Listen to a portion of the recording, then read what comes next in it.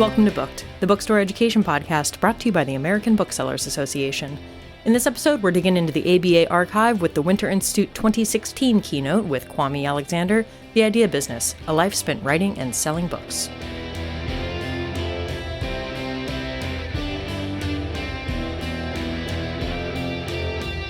We are honored to have Kwame Alexander as our keynote speaker this morning. Kwame is a poet, educator, and New York Times best-selling author whose influence within the literary community stretches far beyond the 21 books he has written. He wrote his first poem when he was 12. It was a poem for his mom on Mother's Day. In college, he wrote another poem for another girl, the girl who ended up being his wife. Kwame is the founder of two literacy organizations, Book in a Day and Leap for Ghana. Kwame is a national and international literacy ambassador, having traveled to 5 continents to lead writing and publishing workshops at schools and conferences. In the U.S., he visits schools and libraries to read his poems and encourage literacy. In 2015, he became the first Dorothy Carter Writer-in-Residence at Bank Street College of Education. He is also the recipient of the 2015 Newbery Medal for his novel, The Crossover. Kwame has owned several publishing companies and has written for stage and television, including TLC's Hip Hop Harry. He has recorded a CD and hosted a radio show. When Kwame's not listening to jazz at Panera Bread while sketching out his ideas for his next book, he can be found walking his 7-year-old daughter to school. Be sure to check out Kwame's new book, Surf's Up. Scheduled for release in February, Surf's Up is receiving rave early reviews. In a recent Publishers Weekly starred review, Surf's Up was described as a rousing high five to the power of reading. And Booklist calls it a fun romp with a twist. Please, let's warmly welcome Kwame Alexander.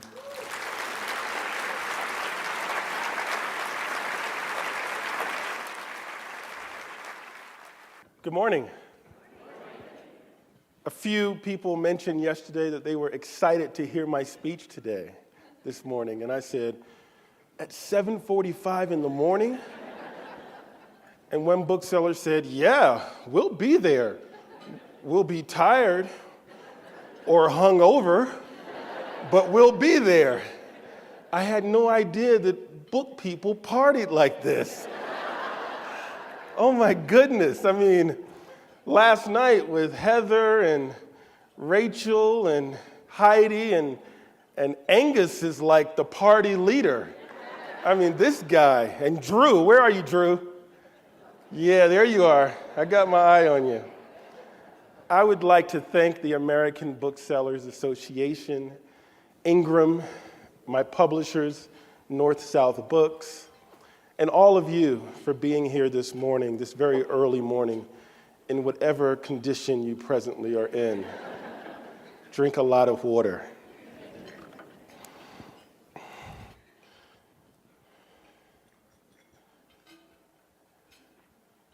My agent, Ariel Eckstedt, told me 2 things before I flew out here. She said, Kwame, shout out all of my peeps.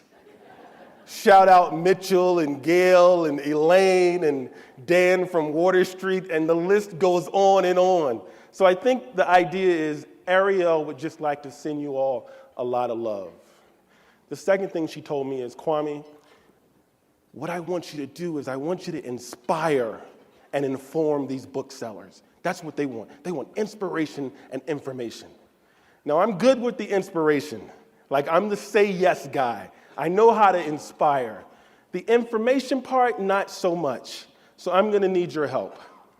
Throughout this particular presentation, if you hear any nuggets of information that sound like things you can use or sound really cool, please do me a favor and document those. In your journal, in your notebook, if you tweet it, just use the hashtag Kwame Rules.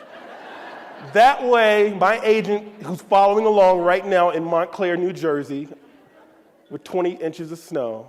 She can follow along as well. My first book was published in 1995. I grew up immersed in language and literature, and I wanted to be a poet, so I published a collection of poetry. My first printing was 1,000 books.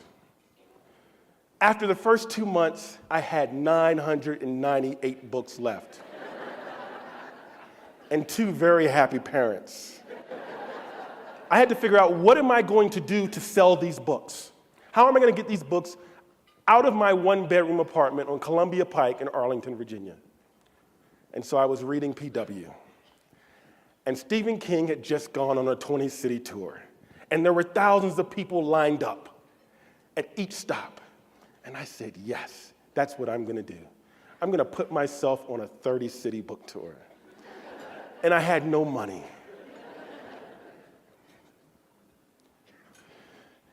I found stores like Marcus Books in Oakland, like Midnight Special on Santa Monica Promenade.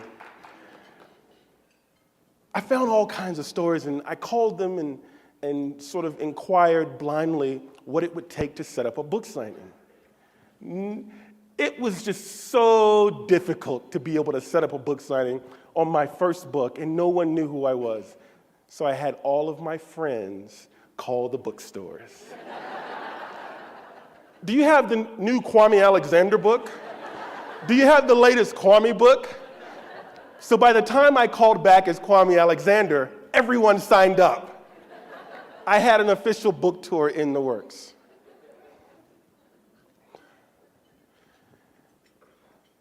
I visited about 55 bookstores, most of them indie, maybe 3 or 4 borders.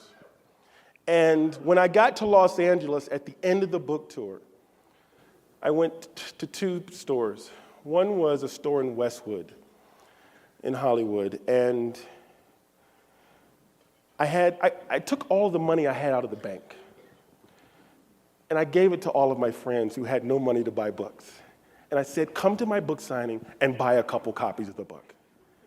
So they came to the book signing, and they bought all the books. And the bookstore was flummoxed. A poet from Virginia? Really? And they asked me to come back when my next book came out. The second thing that happened was I ended up at a way indie shop, a church bookstore. And I was to do a book signing after the church service. I sat during the service in the last pew, and at the end of the service, the pastor said, and we have a poet here today who will be signing his book. And there was like, And she said, Mr. Alexander, would you like to come up and recite a poem? And of course, the answer is yes. I'm a say yes person. And here's an opportunity to share my poetry with 400 people. Maybe I had about 100 books left over, and this was my last stop, and I needed to sell them in order to get home. I stood up in front of the church with about 400 beautiful black women in church hats. Now, what I didn't tell you is the poetry that I wrote love poems, and some of them were quite questionable. I have never been a slave, yet I know I am whipped. I have never been to Canada, yet I want to cross your border. Right? I have never traveled underground, yet the night knows my journey. If I were a poet in love, I'd say that with you, I have found that new place where romance is just a beginning and freedom is our end. I sold all 100 books.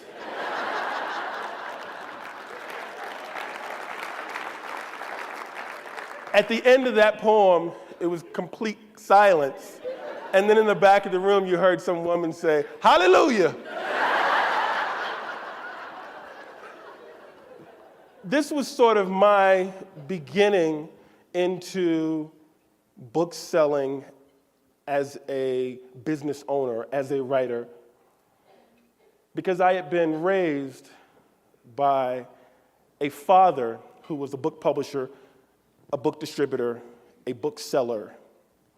And so yesterday, as I was coming back from Jamba Juice, I was thinking to myself, how did I go from this first book of love poems to this? 20 years, how did I get there? How did I go from signing books, 100 books maybe over the course of a weekend, to signing 600 copies at Books and Books in Coral Gables over 2.5 hours? How did I go from this kid who put himself on a 30-city book tour and end up being a writer who visited the Bookstore Plus in Lake Placid and Politics and Prose in D.C.? How did I make my sort of literary dreams come true between the shelves of Anderson's? How did that happen? And so I'm coming back from Jamba Juice, and I see this woman carrying this big box of books. And I'm sort of tired because I had worked out, and I look at her, and she's got this big box, and she looks like... And so I just went up to her and I said, "Can I carry your box?" And I was kind of hoping she would say, "No, I got it." She said, "Yes," and she gave me the box. And I carried the box. Her name was Nancy Simpson. On the way carrying the box, I sort of laughed to myself because I remembered where this all started, where this love of books came from, where this idea of saying yes to writing and selling books started. It started because when I was 2 and 3 and 4 and 5, like Charlie and Luke,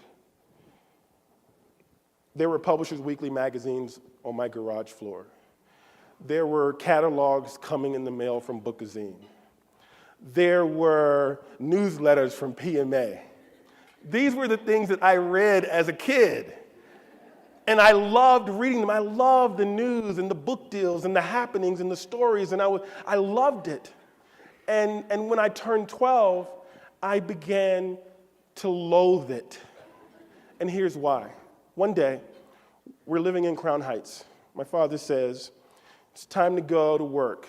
I'm like, "Okay, you have a good day." No, it's time for us to go to work. And here's what work entailed. Work entailed getting on the subway, taking the subway to West 4th, getting off, going to Bookazine, going along the shelves, picking off books that my father's going to sell at a trade show. And so we're in there for an hour and a half, and we've got 3 or 4 boxes of books, and they're on a hand truck, and now we got to get back on the subway, and we're going to Brooklyn Academy of Music to sell books in the parking lot because there's a trade show going on while there's a major event happening inside. And this is my day. And so on the way home, I tell my dad, "Dad, am I going to have to do this for the rest of my life?" I was 14 years old, and he says, "We're going to London." I say, "Yes, I'm excited." And so this was when airlines they allowed you to check as many bags as you wanted. Yeah, you see where this is going. So we get to the airport with 10 boxes of books. Check the books, okay. British Airways, okay. "I got a surprise for you, son." "What?" "We're flying first class." Whoa. First class on British Airways. Now, I had flown overseas before, but never first class. We're going first class. It's exciting. I find out that the book fair we're actually going to is not the London Book Fair, but it's the International Black Book Fair of Radical and Third World Book Publishers. It's a whole different thing, people. There's nothing glamorous about it. We get off the plane after eating some wonderful food and sleeping, get our boxes from baggage claim, and I'm excited to go and get in the taxi or whatever. There's no taxi. We're lugging 10 boxes of books on the underground. How do you fly first class and then not take a taxi? That's me. So we got these 10 boxes, we get to the book fair. We have our booth. My dad is walking around, he's doing a panel discussion. I'm in charge of actually selling the books. Now, I've sold books before, so I know sort of what is required. What I also know is I do not want to go back to Heathrow Airport with 10 boxes of books. So I've got to figure out how to sell 10 boxes of books.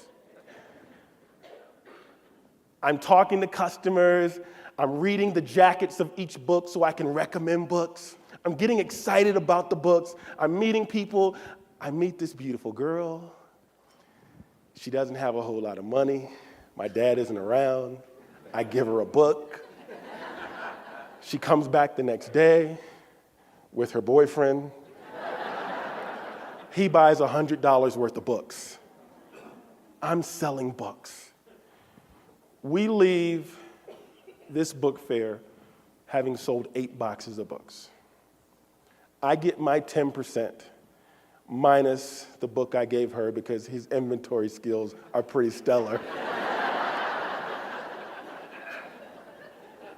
And we fly home first class.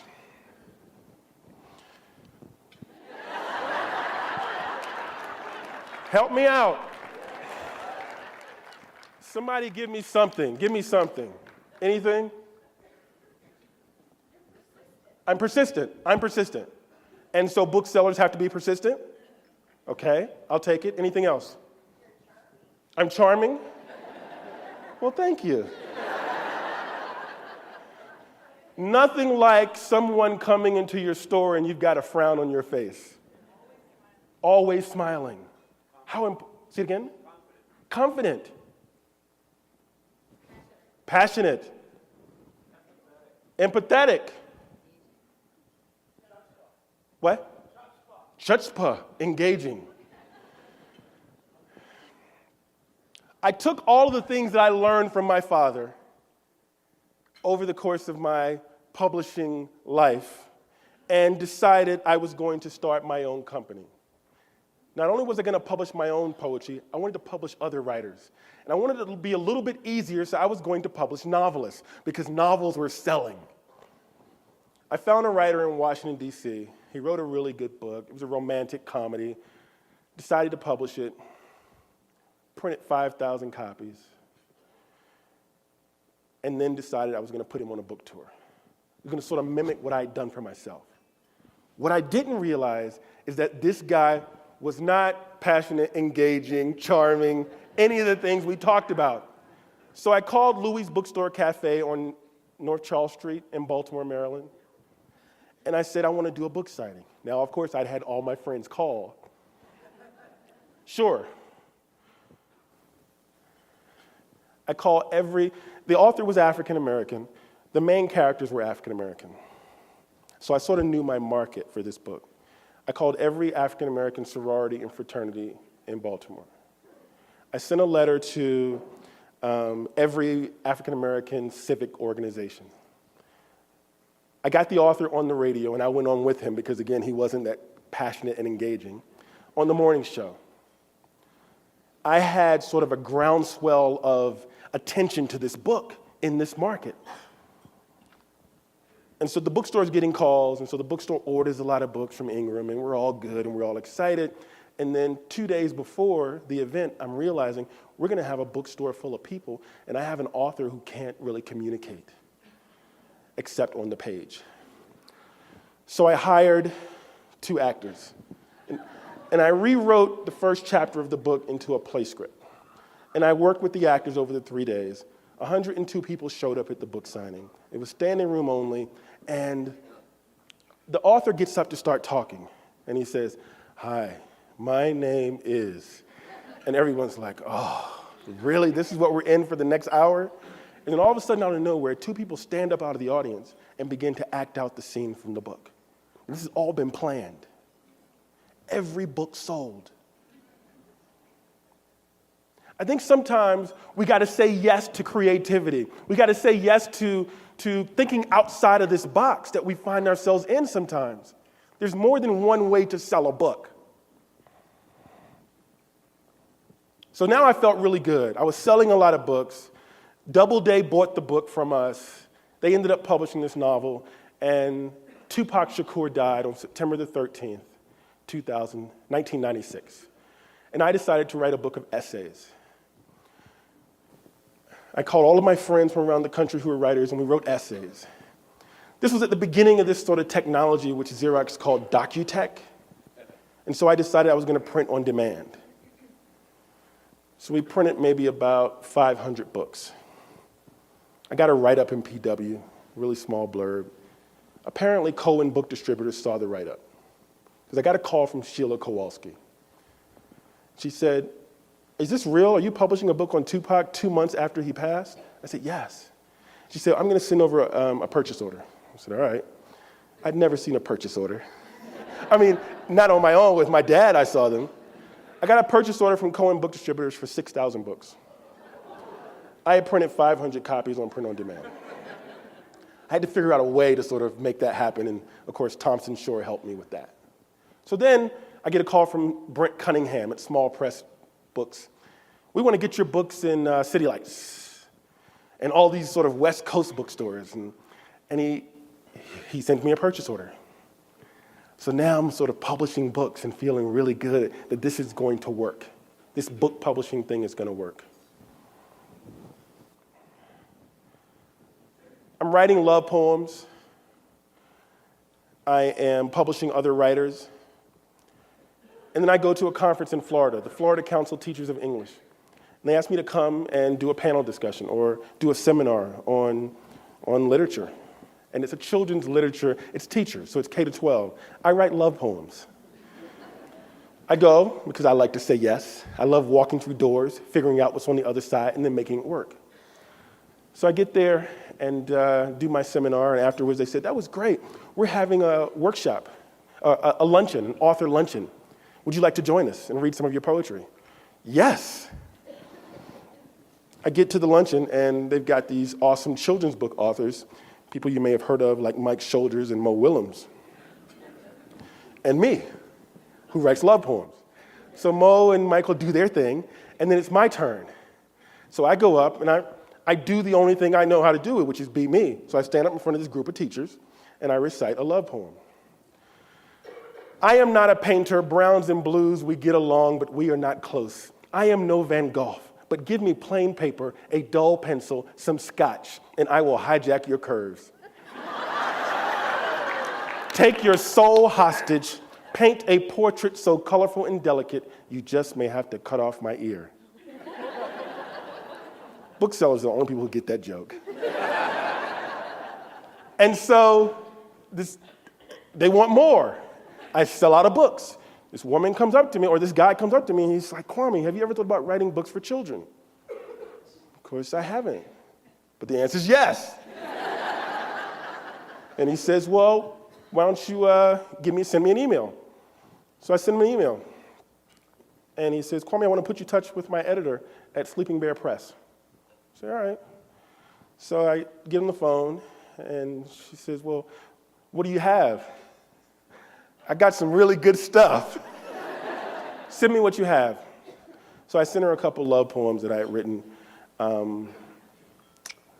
My daughter, I have two daughters. And one is now 24 and one is 7. But when the older one was 15, she came home one day and she told me that she said things that no father wants to ever hear. She said, "I want to go out on a date."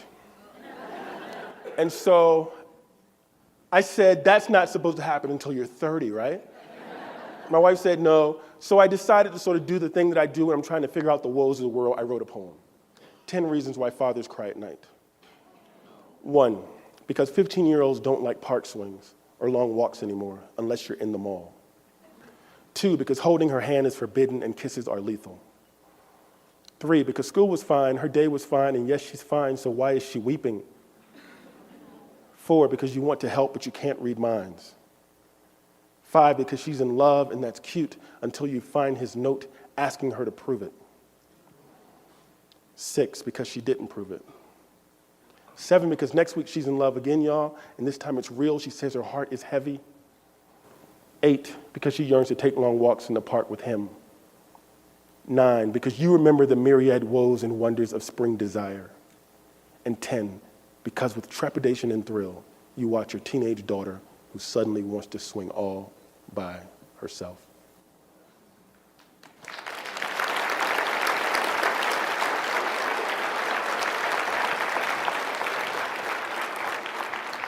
And so I sent that poem to the editor because I felt maybe that's a young adult-ish sort of poem, right?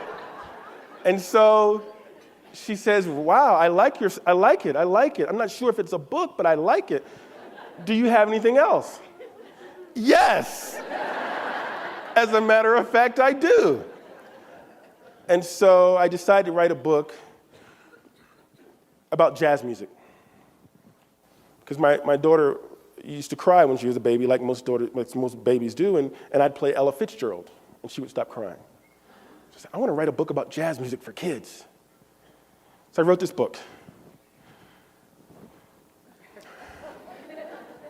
It's about a rooster that hangs out with Duck Ellington and Mules Davis. The editor at Sleeping Bear loved it. 6 months later, I had a contract. A year later, the book came out. Sleeping Bear does a great job promoting their authors and their books. I had been in this business for 15 years, and I wanted to sell a lot of books. I mean, I had a family. I was tired of having a job, and my daughter went to Montessori, which is like sending her to Harvard. And so I wanted to sell more books. The bookstores were selling okay, but I had to sort of figure out what am I going to do. So my wife said, well, you've been laid off from your job. You got about 3 months, and then you got to find another job if you can't figure out how to make this book thing work. And I had to listen to her because she was my wife. So I couldn't figure out anything. Like a month before the deadline, she comes to me and she says, have you ever thought about going to farmers markets? It's like, no, I'm not going to a farmer's market. Why would I do that? And she's like, you should try it. My wife is a lot smarter than I. So I said, fine, I'll try it. So I ordered a bunch of books from Sleeping Bear. I went to a farmer's market in Reston, Virginia. The farmer's market cost $25 per table. There was a bookstore, independent bookstore, Reston Used and New Books, like maybe arm's length away from me. So I'm out with my table that I paid $25 for. It started at 9, it ended at 1. At 12:15, I'd sold $1,000 worth of books. I got home, my wife said, I told you, now give me the money. For the next year and a half, I went to farmers markets 3 days a week. I went to farmers markets up and down the East Coast. You can only do it from sort of, May to November. So, we're not out west, so. But it worked out really well. So at one of these farmers markets, I am looking at the woman across from me, and she has some frogs. I was like, these frogs are really cool. I stare at them every Saturday when I go to this farmer's market, and I just love these frogs. Her name is Stephanie Gleichner. And I sat there one day and I said, I really would like to give these frogs a story. They seem like they have a story. So I came up with this idea while I was sitting at the farmer's market and wrote this story about two frogs, Bro and Dude, who are going surfing, but one frog is reading an unput-downable book called Moby Dick.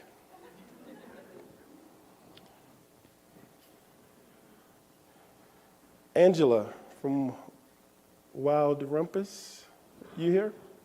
Red Balloon, sorry. Are you here? You have the book? You didn't bring it? Oh my goodness. So this book, Surf's Up, is about two frogs who are headed to the beach. The idea was to tell a story about the joy of reading and to do it in very few words. How did I come from sort of this guy who wrote hundreds of love poems to writing for children? I think inevitably I believe that literature can empower young people. I believe that children's book authors in particular, like teachers, have a responsibility to help children imagine a better and a brighter world. It's a huge responsibility. Booksellers, you all are sort of the vehicle that gets these ideas and ideals to the children, to the teachers, to the librarians.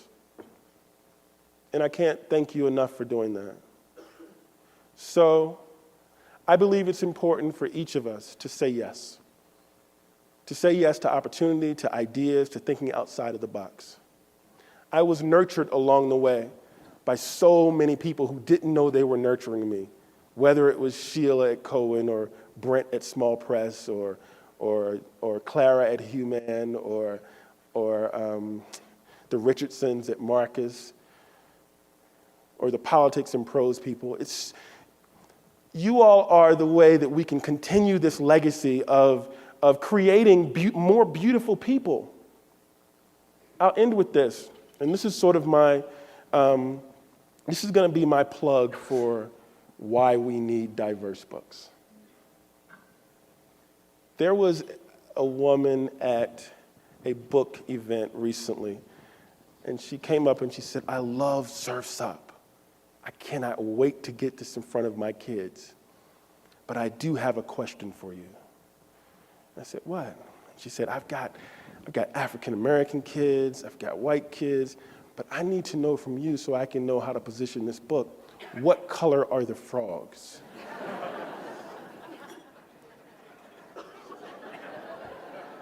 I mean, it's just absurd. It's funny and it's just sad, but it's what color are the frogs? Reading is an opportunity for all of us, for all of our children, all of their colors and shapes and sizes, and they're all beautiful.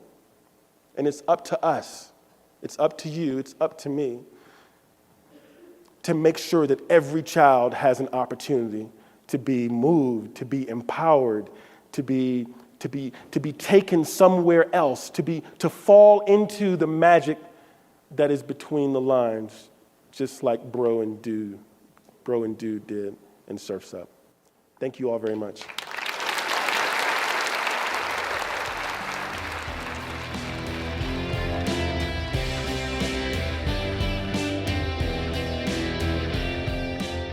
Thank you for listening to Booked, the bookstore education podcast brought to you by the American Booksellers Association. Don't forget to subscribe to the show on your favorite podcast app. Additional educational resources can always be found on the ABA website at www.bookweb.org. Happy reading!